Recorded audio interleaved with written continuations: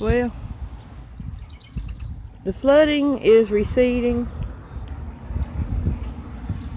This is at the same location I've been at the last 2 or 3 times. You can see down there is a bridge. We couldn't even see that bridge the other day. And over here where there's these, let me see if I can zoom in a little. I'm sorry it's so shaky when I zoom in. That building and those semi-trailers are now out of the water. Part of the road is out of the water, but they're still got it blocked off. I don't know if you can see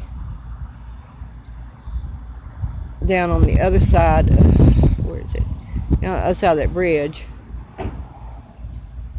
that part of the road is still underwater.